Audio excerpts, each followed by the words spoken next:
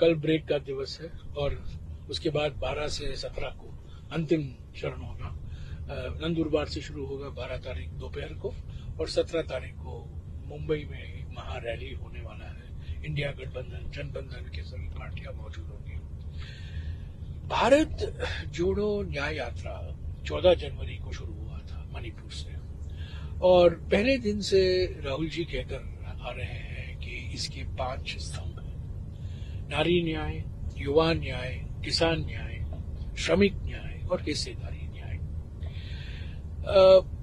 इस दौरान पिछले 20-25 दिनों में अंबिकापुर से लेकर पहली बार तो हमने किसान न्याय के बारे में हमने गारंटियां दी हैं। एमएसपी को लेकर, कर्जा माफी को लेकर, किसान के लिए जो और हमें करना है, जो हम करने वाले हैं, उसको लेकर हमने गारंटियां दी हैं।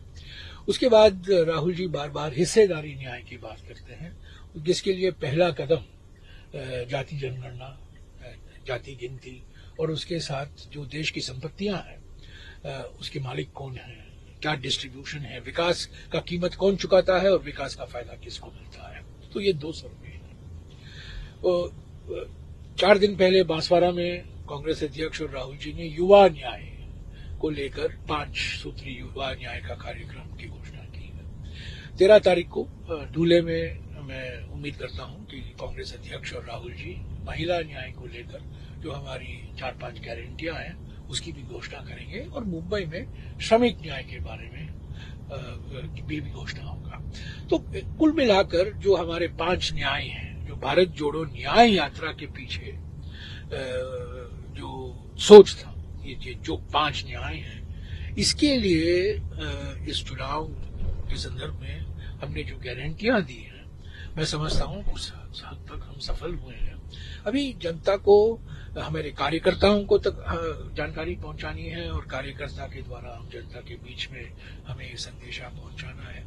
अभी वक्त है, अभी टाइम लगेगा, पर मैं समझता हूं कि शुरुआत जरूर हुई है। और खास तौर से किसान न्याय को लेकर मैं समझता हूं अंबिकापुर से जब घोषणा की गई थी कि लीगल गारंटी दी जाएगी एमएसपी को और स्वामीनाथन फॉर्मूला लागू होगा एमएसपी को तय करने के लिए, वो संदेशा जन जन तक पहुंच रहा है। आप वही मैंने आपसे सर मेरा जो मंत्री का गारंटी शब्द यूज करना, वो पहले गारंटी नहीं करते थे। वो उन्होंने देखा कि राहुल जी बार बार कर्नाटक में चुनाव में, तेलंगाना के चुनाव में उन्होंने गारंटी की बात की। तो अभी प्रधानमंत्री तो ऐसे देखिए, वो दूसरे के आइडिया में लेने में और अपने आप को श्रेय देने में उनका कोई मुकाबला नहीं। गारंटी का शब्द उन्होंने पहले कभी इस्तेमाल नहीं किया था। हालांकि अभी वो कह रहे हैं मोदी की गारंटी। ये हम तो कोई एक व्यक्ति की गारंटी नहीं कर रहे, हम नहीं कहे खड़गे की गारंटी या राहुल जी की गारंटी या सोनिया जी की गारंटी, हम कह रहे हैं कांग्रेस पार्टी की गारंटी हम दे रहे हैं, क्योंकि ये जनता चाहती है, जनता की मांग है, ये जनता की गारंटी है, ये हमारी गारंटी, एक व्यक्ति की गारंटी नहीं है। कोई एहसान नहीं कर रहे हैं हम। प्रधानमंत्री ऐसा प्रोजेक्ट कर रहे हैं अपने आप को कि वो किसी मसीहा है कि मैं गारंटी दे। कौन है वो गारंटी देने वाले? वो थोड़ी व्यक्तिगत गारंटी थोड़ी है। तो और जब वारंटी पीरियड होने वाली है, जब 10 साल हो चुके हैं, अन्याय काल की हकीकत हमारे सामने है, महिला अन्याय, युवा अन्याय, किसान अन्याय, आदिवासी अन्याय, श्रमिक अन्याय, और अन्याय तो सिर्फ 2 पूंजीपतियों के लिए नहीं हुआ है। पूंजीपति 2 या 3 पूंजीपति को लिए बहुत न्याय मिला है, पर सभी लोग, करोड़ों को अन्याय मिला है। तो ध्रुवीकरण की बात हो रही है, ध्रुवीकरण को भी प्रोत्साहन दिया जा रहा है। राम मंदिर को एक ऐसा मुद्दा बनाया जा रहा है, पर हम राम के पुजारी हैं, हम राम के व्यापारी नहीं हैं, हम राम के पुजारी हैं। और मेरा नाम, और खास तौर से मेरे 2 नाम है, पहले नाम में राम और दूसरे नाम में भी राम। तो ये जब हम धर्म को लाते हैं राजनीति में, धर्म को भी घटाते हैं और राजनीति को भी घटाते हैं, और ये बड़ा खतरनाक हो जाता है। धर्म का अर्थ ही अलग हो जाता है, राजनीति का अर्थ ही अलग हो जाता है। तो ये, पर इनके पास ध्रुवीकरण के अलावा कोई हथियार नहीं। ये आर्थिक मुद्दों पर नहीं लड़ेंगे, सामाजिक मुद्दों पर नहीं लड़ेंगे, राजनीतिक मुद्दों पर नहीं लड़ेंगे। घुमा फिरा कर धर्म को कैसे भी राजनीतिक मुद्दा बनाने की कोशिश की गई। और 22 जनवरी तो एक राजनीतिक समारोह था, राजनीतिक फंक्शन था, चुनावी फंक्शन था। तो सर आपको लगता है कि जो ध्रुवीकरण और इस सबकी बात जो आप कर रहे हैं और कोशिश कर रहे हैं उसमें जो पर्टिकुलरली आप जो कर रहे हैं देखिए, अगर आप हमारे इतिहास देखें, कमंडल कैसे शुरू हुआ? कमंडल कैसे शुरू हुआ 1990 में? कमंडल तो मंडल के खिलाफ शुरू हुआ ना। जब मंडल कमीशन मंडल आयोग की जो सिफारिशें हैं, वीपी सिंह ने घोषणा की कि मैं इसको इम्प्लीमेंट करूंगा, तब कमंडल शुरू हुआ इनका। तो कमंडल एक रेस्पॉन्स था मंडल का। तो 30 साल बाद, 34 साल बाद यही बात आ रही है। पर ये हम सिर्फ चुनाव के संदर्भ में नहीं कह रहे। राहुल जी 2 साल से कह रहे हैं विकास की कीमत कौन चुकाता है, विकास का फायदा किसको मिलता है। यही तो मूल सवाल है। तेजी से विकास होना जरूरी है, इसमें कोई दो राय नहीं हो सकती, पर विकास की कीमत का बोझ किस पर पड़ रहा है, किस समुदाय पर पड़ रहा है, और फायदा कौन ले रहा है। यही तो इसमें जमीन आसमान का फर्क है ना। करोड़ों लोग कीमत चुका रहे हैं, पर 2 या 3 या 10 पूंजीपति इसका फायदा उठा रहे हैं। तो ये असमानता को दूर करना है, क्योंकि ये हमारे संविधान के खिलाफ है। हमारे संविधान की प्रस्तावना का पहला लाइन है आर्थिक, सामाजिक, एक्चुअली सामाजिक पहले आता है, सामाजिक, आर्थिक और राजनीतिक न्याय। सर क्योंकि लोग चाहते हैं कि हम एक हों, लोग चाहते, जनबंधन है ना, लोग चाहते हैं कि हम एक हों। और पहले तो प्रधानमंत्री कहते थे, अरे यार ये तो इंडिया है, इंडिया क्या है, मैं अकेला काफी हूं, सब लोग मेरे खिलाफ खड़े हो गए हैं। और अगर आप आज देखिए, बीजेडी के पीछे भाग रहे हैं, चंद्रबाबू के पीछे भाग रहे हैं, पवन कल्याण के पीछे भाग रहे हैं, अकाली दल के पीछे भाग रहे हैं। वो गठबंधन एनडीए को फिर से जीवित करने में लगे हुए हैं। इंडिया में 2 आई होते हैं, वो 2 आई निकाल दीजिएगा, ईमानदारी और इंसानियत, वो एनडीए बन जाता है। INDIA से पहला आई और चौथा आई निकाल दो तो एनडीए बन जाता है ना। तो इंसानियत और ईमानदारी दोनों निकाल दो, एनडीए बन गया। तो यही है ना 2024 की चुनाव, इंसानियत और ईमानदारी, ये हमारे मुद्दे हैं। एनडीए तो और जो समस्याएं हैं, स्पीड ब्रेकर हैं। हम अब तक तृणमूल कांग्रेस के साथ सीट शेयरिंग फॉर्मूला की घोषणा हम नहीं कर पाए हैं, ये बात सही है। मुश्किलात है, सामना करना पड़ रहा है। आम आदमी के साथ कई दिन बातचीत हुई, पर फॉर्मूला निकाला गया। एनसीपी के साथ तो पहले ही से था, डीएमके के साथ तो पहले ही से था, जेएमएम के साथ पहले से ही था, पर आम आदमी पार्टी एक नया गठबंधन था, पर हम उसमें सफल हुए। पर तृणमूल के साथ हम सफल नहीं हो पाए। पर क्या ममता जी पर क्या दबाव है, बीजेपी क्या दबाव डाल रही है उन पर, मैं कुछ नहीं कह सकता हूं। पर मैं ये सिर्फ ये कह सकता हूं कि पहले दिन से मैं कह रहा हूं, प्रवक्ता होने के नाते, महासचिव होने के नाते, कि हमारे दरवाजे हमेशा के लिए खुले हैं तृणमूल के साथ। पर जो गठबंधन का जो सीट शेयरिंग फॉर्मूला है, वो सम्मानित ढंग से तय होना चाहिए। ऐसा नहीं कि एक तरफा घोषणा हो जाए। हमारे ओर से भी कुछ बयान आए हैं, मैं पीछे नहीं हट रहा हूं। हमारे कुछ वरिष्ठ नेताओं ने भी कुछ बयानें दी हैं जो आपत्तिजनक बयान है तृणमूल के नजरिए से, वो देना नहीं चाहिए था। वो समझ रहे हैं कि हम विधानसभा चुनाव लड़ रहे हैं, पर ये राष्ट्रीय चुनाव है, ये लोकसभा के चुनाव है। तो कुछ संयम के साथ वो बयान देने की जरूरत थी, पर वो नहीं हो पाया। पर आज भी मैं कहता हूं, आज मैंने कहीं पढ़ा है कि तृणमूल का पहला लिस्ट आने वाला है। आखिरी दम तक, आखिरी वक्त तक हम तैयार हैं तृणमूल के साथ समझौता करने के लिए। सर होनी चाहिए, फेस टू फेस बातचीत होनी चाहिए, चेहरा टू चेहरा। सर सीटें मैं मानता हूँ, आप पहले भी कहते आए कि ये एक हाइप है। ये देखिए, चुनाव ना, ये मनोवैज्ञानिक खेल खेलने में अमित शाह और नरेंद्र मोदी बहुत माहिर हैं। ये मार्केटिंग में तो बड़ी कुशलता दिखाते ही हैं, पर ये साइकोलॉजिकल वॉरफेयर जो है ना, 370 पार करेंगे, 400 पार करेंगे, ये सब बयान है, हकीकत नहीं है। अगर आप 370 पार, सब गठबंधन के पीछे कहां पड़ रहे हैं आप? बीजेडी के पीछे क्यों भाग रहे हैं? क्यों भाग रहे हैं आप टीडीपी और पवन कल्याण के पीछे? क्यों भाग रहे हैं आप अकाली दल के पीछे?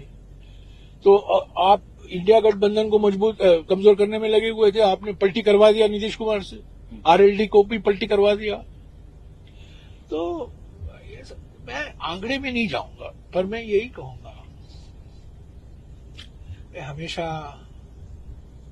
मैं जब छोटा था, मैंने एक बहुत मशहूर फिल्म था, सुपर हिट फिल्म था, जिसके गाने आज भी मुझे याद है और सब लोग गाते हैं वो गाना, विश्वजीत और वहीदा रहमान।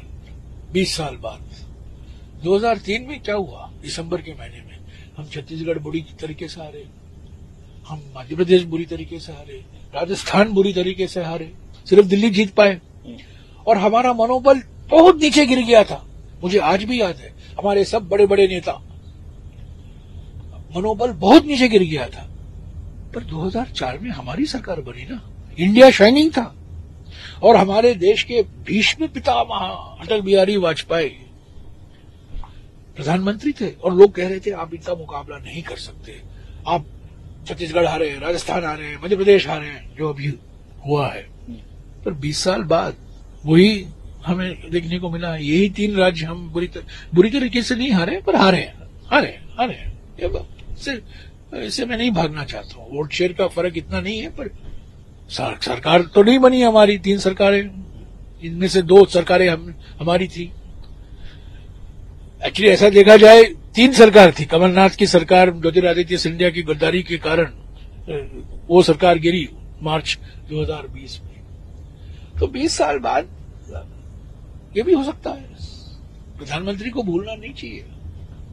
कॉन्फिडेंस कैसे आप लोग इसको यार हमें काम करना है बस। कर्मण्येवाधिकारस्ते मा फलेषु कदाचन।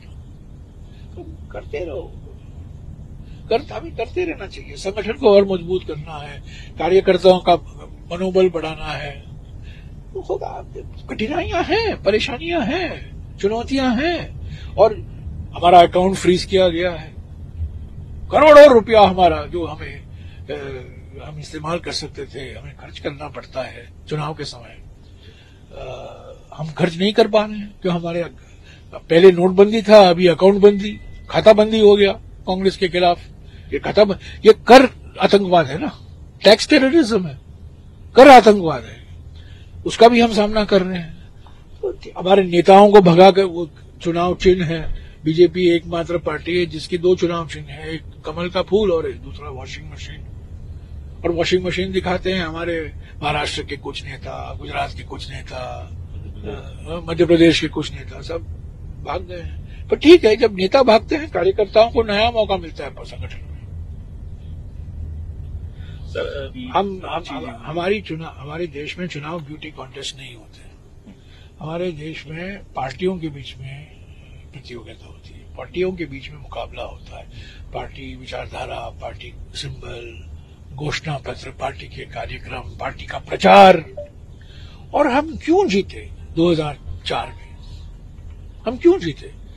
मैं 2004 के चुनाव अभियान में मैंने भाग लिया और मैंने देखा 2004 में सोनिया जी ने मुझे एक बात कही। मैं भी था, अहमद पटेल जी थे, जनार्दन द्विवेदी थे, सब लोग थे, और प्रणब मुखर्जी थे, मनमोहन सिंह जी थे।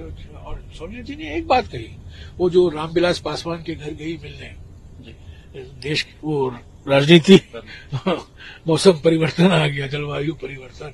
उस दिन उन्होंने हम लोगों से कहा, उन्होंने देखिए आप लोग ये सब लोकसभा चुनाव के चश्मे से देखते हो, ऐसा क्यों नहीं देखते हो कि ये 29 राज्यों के चुनाव, अलग अलग राज्यों में चुनाव है और उसका पूरा क्यूमुलेटिव नतीजा लोकसभा चुनाव होगा। तो यही हुआ। हमारे पास चेहरा नहीं था, हमारी गठबंधन थी, कोई कॉमन मैनिफेस्टो नहीं था, कॉमन सिंबल नहीं था, पर हम लड़े। और हम ऐसा लड़े कि केरला में हमने अभियान था, तमिलनाडु में अभियान था, यूपी। अरे भाई, यूपी में हमको 22 सीटें मिली 2009 में। अगर आप देखें 2004 के बाद 2009 में 22 या 23 यूपी में, उत्तर प्रदेश में। 2009 की बात मैं कर रहा हूं। तो 2004 में मेरे ख्याल में 10 सीटें आई थी मुझे लोकसभा में। तो ये सोनिया जी ने कहा, ये नेशनल इलेक्शन को इस चश्मे से देखो, इस नजरिए से देखो कि ये स्टेट में इलेक्शन होते हैं, ये क्यूमुलेटिव इफेक्ट होता है। तो वही तो हम इस बार कर रहे हैं। लेकिन सर कॉमन मैनिफेस्टो तो कभी नहीं था, कॉमन मैनिफेस्टो तो कभी नहीं था, क्योंकि यूपीए का अगर आप नेशनल कॉमन मिनिमम प्रोग्राम देखें, वो चुनाव सरकार बनने के बाद ही तय किया गया था, सरकार के पहले नहीं तय किया था। तो हाँ, कॉमन मीटिंग हुआ था, पटना में हुआ था, उसके बाद एक बयान आया, बेंगलुरु में हुआ था, बेंगलुरु के बाद बयान आया, मुंबई में हुआ था, मुंबई के बाद में एक बयान आया, दिल्ली में हुआ था, दिल्ली के बाद में एक बयान आया। तो जो प्राथमिकताएं हैं, जो किसान को लेकर, महिलाओं को लेकर, युवाओं को लेकर, हिस्सेदारी न्याय को लेकर, ये 5 न्याय एजेंडा जो है ना, ये सिर्फ कांग्रेस पार्टी की एजेंडा नहीं है, ये इंडिया गठबंधन की भी एजेंडा है। तो जनबंधन है, हम तो तैयार हैं, हम हैं तैयार। क्या 28 दिसंबर को हमारी रैली हुई थी नागपुर में, उसका नारा क्या था? हम तैयार, हम हैं तैयार, हम हैं तैयार, वही तो नारा था। सब तैयार, हम तैयार हैं। परेशानियां हैं, कठिनाइयां हैं, जैसा कि मैंने कहा, नोटबंदी के बाद में खाताबंदी हुआ है हमारे खिलाफ, बेइंसाफी हुई है। अभी इलेक्शन कमीशन में भी आप इधर उधर आप देख रहे हैं, हलचल मच रहा है इलेक्शन कमीशन में। 9 महीने से हमें अपॉइंटमेंट नहीं मिल रहा है इलेक्शन कमीशन से वीवीपैट को लेकर, सिर्फ डिसअपॉइंटमेंट है, अपॉइंटमेंट ही नहीं है। तो ये सब इसका सामना हमें करना पड़ता है, सहनशीलता होनी चाहिए। राहुल गांधी का कितना इफेक्ट रहने वाला है? और अरे भाई, और नॉर्थ इंडिया से उनका लड़ना, और वो ही तय करेंगे, सीईसी तय करेगा, मुझे उसकी जानकारी नहीं है, पर वायनाड से तो जरूर लड़ रहे हैं। पर देखिए, भारत जोड़ो न्याय यात्रा में पश्चिम बंगाल, छत्तीसगढ़, उड़ीसा, उत्तर प्रदेश, आपने देखा उत्तर प्रदेश में उनका क्या असर था। प्रयागराज में उन्होंने पेपर लीक की बात की और 2 दिन बाद योगी सरकार ने उस एग्जाम परीक्षा को रद्द करना पड़ा उनको। असर देखा आपने उत्तर प्रदेश में, योगी को झुकना पड़ा। तो ये मुद्दे उठाते रहते हैं, प्रचार कर रहे हैं। तो राहुल जी तो हमारे भारत जोड़ो यात्रा के चेहरे हैं, भारत जोड़ो यात्रा के चेहरे और भारत जोड़ो न्याय यात्रा के चेहरे। और कैंपेन कैसे, क्योंकि आप कम्युनिकेशन कैंपेन तो हमारा है, पहले हम निकाल चुके हैं 10 साल अन्याय काल, यही तो कह रहे हैं कि अमृतकाल का मुकाबला क्या है, 10 साल अमृतकाल, उसके बाद में 5 न्याय, यही तो हमारा कैंपेन है। और कोई इसमें कोई तो रॉकेट साइंस नहीं है, तो कैंपेन यही रहेगा। अभी देखते रहिए, कल परसों हमारा कैंपेन शुरू होगा। कैंपेन तो शुरू हो गया है एक सिस्टमैटिक तरीके से, पर 10 साल अन्याय काल तो है ही है और 5 न्याय कार्यक्रम तो है ही है।